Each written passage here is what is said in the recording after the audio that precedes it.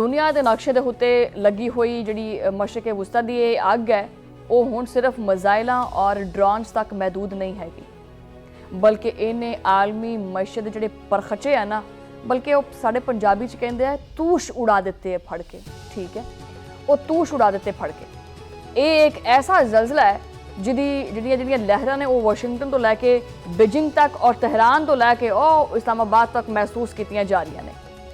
नए हफ्ते का आगाज़ तो होया तो दुनिया भर दी जिहड़ियां स्टॉक मार्केटां ने वो मातम कुदा बन गई। एशियाई मार्केट्स दे विच मंदी का वो रुझान देखा गया कि वड्डे वड्डे सरमायाकारां दे पसीने छुट गए। नवे हफ्ते का आगाज़ तो होया तो दुनिया भर दी जिहड़ी स्टॉक मार्केट ने उन्हां दे विच जिहड़ा मातम चलदा पिया तो तुहानूं पता ही है। सरमायाकारां दे खरबों डॉलर देखदे ही देखदे धुएं दे विच उड़ गए। एशियाई मंडियां दे विच वो बदतरीन मंदी देखी गई है कि वड्डे वड्डे माहिर मैशत वो सिर फड़ के बैठे है। पाकिस्तान स्टॉक एक्सचेंज जो कि पहले ही हिचकोले खांदी फिरदी है, वो इस जंग की जिहड़ी तपश है, जिहड़ा इहदा सेका है, वो बर्दाश्त ही नहीं कर सकी। 100 इंडैक्स के विचों एक ही दिन दे विच 13,000 तो ज़्यादा पॉइंट्स की एक ऐसी तारीखी कमी रिकॉर्ड की गई है कि सरमायाकारां दे जिहड़े कालजे ने ना वो मूँह नूं आ गए। इंडैक्स नूं देखते ही देखते 1,48,000 पॉइंट्स की सतह उत्ते जिहड़ा ना वो नीचे गिर गया और ये गिरावट जिहड़ी है वो इन्नी शदीद सी कि कारोबार के आगाज़ दे विच ही मार्केट बिल्कुल क्रैश हो गई कि खौफ की जिहड़ी ट्रेडिंग है ना वो जिहड़ा 1 घंटा है वो वास्ते उन्होंने मुअत्तल कर दिता। इन्ना खौफ सी इहदा। ये सिर्फ हिंसियां का हेरफेर नहीं हैगा, ये उन्हां लखां लोकां दी जमा पूंजी का जनाजा है जो कि इस मार्केट नाल वाबस्ता है। हांगकांग का जिहड़ा है ना हांगकांग का एक हैंगसेंग इंडैक्स है वो, और चीन का CSI होवे या शंघाई का एक कंपोजिट इंडैक्स जिहड़ा है वो हर जगह जिहड़ी गिरावट है उसकी शरह 1.5 तो लैके 3% तक रही है। दुनिया अज उस मुकाम के उत्ते खड़ी है जिथे उन्होंने आपकी बका की फिक्र होंदी पई है। जंग का सब तो जिहड़ा ना वो पहला और सब तो मोहलिक वार हमेशा तवानाई के शोबे के उत्ते हुंदा है। उन्हें तो कड़ कड़ाके दिते फड़ के। मशरक़े वुस्ता जो कि दुनिया नूं तेल की फराहमी का एक बहुत वड्डा जरिया है, उत्थे होने वाली कशीदगी ने खाम तेल दीयां कीमतां नूं आसमान ते पहुंचा दिता है। आलमी मंडी दे विच खाम तेल की फी बैरल कीमत $112 की नफसियाती हद अबूर करके $114 तक पहुंच गई है। इहदे नाल ब्रेंट खाम तेल की कीमत 24% उहदे विच इजाफा एक कोई मामूली गल नहीं हैगी। अमरीकी जिहड़ी हैगी है ना वो WTI की कीमत दे विच $114 तो तजावुज़ कर गई है।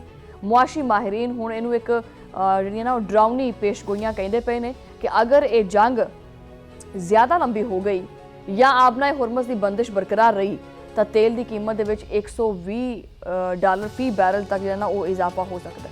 लेकिन ये तमाशा तो देखो कि आलमी मंडी दे विच कीमत तो हुण वधी है ना, वो तो हुण जाके कीमतां वधियां ने, लेकिन पाकिस्तान दे विच बैठे हुक्मरानां ने तो इहनूं आवाम की जिहड़ी ना वो ज़िबा करन तो पहले ही इहदी कसम खाधी हुई सी। पिछले 1.5 माह के दौरान पेट्रोलियम मसनूआत दे विच $147.93 फी लीटर तक का एक जालमाना इजाफा कर दिता गया। सिर्फ 35 दिनों के विच पेट्रोल की कीमत 4 बारी इजाफा किया गया। 31 जिहड़ी जनवरी है 2026 उतों लैके हुण तक पेट्रोल जिहड़ा है वो 68 रुपये, डीजल 78 रुपये 78 पैसे और मिट्टी का तेल 147 रुपये 93 पैसे महंगा किया गया। मिट्टी का तेल जो कि गरीब तरीन तबके की जरूरत है और ये भी सब तो ज़्यादा इजाफा इन्हां हुक्मरानां की जिहड़ी है ना वो जिहड़ी गरीब है उहदा जिहड़ी दुश्मनी पाली हुई है उहदा एक मूँह बोलता होया सबूत है। इस तो इलावा रिपोर्ट ये भी कहती पई है कि तेल की कीमत $100 होने तो पाकिस्तान दे विच महंगाई की शरह जिहड़ी है 11% तक पिछे पहुँचना खर्चा सी। और ये जिहड़ा साल है उहदे आगाज़ दे विच एक जिहड़ा तेल हुंदा है क्रूड तेल उहदे विच 68 रुपये 70 पैसे डॉलर हुण 95% तक जिहड़ा ना इजाफा कर दिता गया। इहदा बराह रास्त असर पाकिस्तान के जिहड़े कंज्यूमर प्राइस इंडैक्स जिहड़े हैगे ने उन्हां दे उत्ते पैंदा है, जिहदा मतलब है कि आने वाले दिनों के विच रोटी, कपड़ा और मकान ये सारा कुछ ही एक आम इंसान की पहुँच तो दूर हो जाएगा।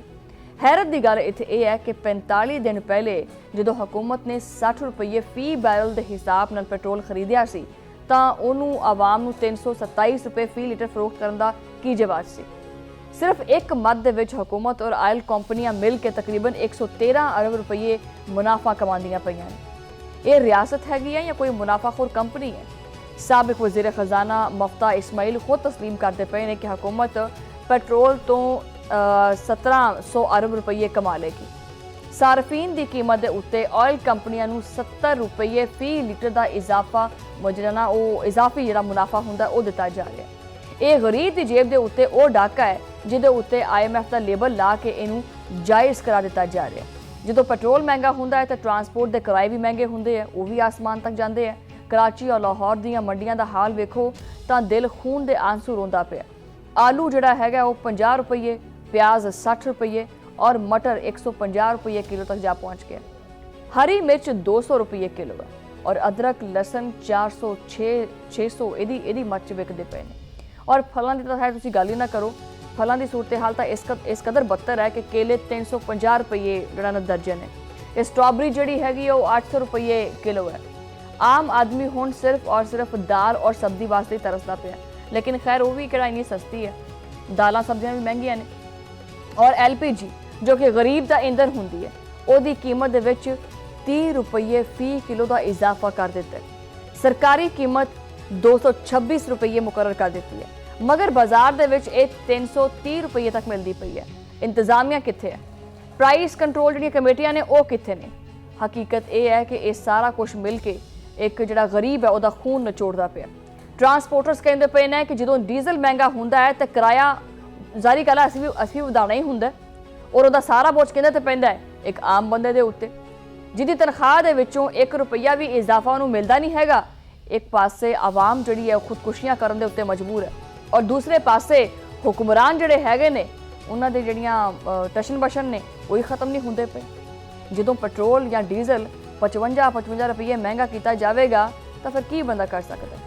तो IMF का हुक्म हैगा, लेकिन आप पूछते हैं कि जो पंजाब हुकूमत 11 अरब का एक लग्जरी जहाज़ खरीदती है तो उदों IMF कित्थे मर जाती है? जो वफाकी वज़रा और मुशीरां दी मराहत और पेट्रोल के जिहड़े कोटे ने उन्हां विच बेपनाह इजाफा किया जाता है, उदों IMF पता नहीं क्यों नहीं बोलती, पता नहीं की मसला है। वफाकी हुकूमत आपदे जिहड़े नवें जिहड़ियां उन्हां दीयां लग्जरी गड्डियां ने और महलात ने उन्हां दे विच मुफ्त बिजली चलती है और किचन का खर्चा भी सरकारी खजाने नाल उठदा है, उदों नहीं IMF बोलती। इहदा सारा बोझ किहदे ते पैंदा है? टैक्सां दे जरिए आवाम दे उत्ते। राणा सनाउल्ला वर्गे मुशीर कहते हैं कि असीं 110 रुपये की बजाय सिर्फ 55 रुपये का इजाफा किया है। वाह वाह वाह। शुमाइला राणा कहते हैं कि अगर 110 रुपये बढ़ा देंदे तो तुसीं फिर की करदे? ये तो तकब्बुर है, ये तो गरूर की निशानी है कि उन्हां लोकां दी कि आवाम की तकलीफ नाल उन्हां नूं कोई सरोकार नहीं हैगा। ये वो लोग ने जिन्हां ने सियासत को एक कारोबार बनाया हुआ है और रियासत नूं आपदी जागीर बनाया हुआ है। पेट्रोल और डीजल दी कीमतां दे विच 55 रुपये इजाफा मुल्की तारीख का बहुत वड्डा इजाफा है। मियां नवाज शरीफ का वो पुराना बयान अज हर जगह ते चलता पाया, सोशल मीडिया भरिया पाया कि रात के अंधेरे में कीमतें बढ़ाना आवाम की जेब पर डाका है। तो मियां साहब ये अज तुहाडी पार्टी ने हुकूमत के उत्ते वो डाका पाया है कि चोर भी जिहड़ा ना मूँह लुको के फिरदे पे ने कि हाय ये तो सब तो वड्डे चोर आ गए ने। हुकूमत ने पेट्रोल के उत्ते लीवी जिहड़ी 85 रुपये तो वधा के 105 रुपये कर दी है। अगर असी आपदे पड़ोसी ममालिक नाल मवाजना करिए तो शर्म नाल डुब के मरन का मुकाम है। भारत दे विच पेट्रोल जिहड़ा वो 94 रुपये 77 पैसे है, श्रीलंका दे विच 293 रुपये, बांग्लादेश दे विच 116 जिहड़ा है और कतर दे विच सऊदी अरब और मुतहदा अरब अमारात दे विच पेट्रोल पाकिस्तान तो सस्ता है। कि पाकिस्तान की आमदन इन्हां मुल्कां तो ज़्यादा है? हरगिज़ नहीं। तो फिर ये जुल्म सिर्फ इसी कौम के उत्ते क्यों? असद कैसर बिल्कुल दुरुस्त कहते पे है कि इमरान खान के दौर के विच आलमी बहरान के बावजूद पेट्रोल 150 रुपये तक बरकरार रखा गया सी। अज की हुकूमत आपदे माली बदइंतजामी का जिहड़ा बोझ है ना वो आवाम के उत्ते पा के आपदी नाअहली छुपाती पई है। और इस तरह के घुटनज़दा माहौल के विच खैबर पख्तूनख्वा के वज़ीर आला सुहेल आफरीदी ने एक जुरतमंदाना फैसला किया है। उन्होंने सूबे के 16 लाख रजिस्टर्ड मोटरसाइकिल सवारां नूं 2200 रुपये महाना सबसिडी देने का ऐलान किया है। उन्होंने दो टोक आख्या है कि वह वफाक की गरीब दुश्मन पॉलिसियां की हमायत नहीं करेंगे और वफाक नूं ਆਪਦੀਆਂ ਜਿਹੜੀਆਂ ਸ਼ਹਿ ਖਰਚੀਆਂ ਨੇ ਉਹ ਘੱਟ ਕਰਨੀਆਂ ਚਾਹੀਦੀਆਂ।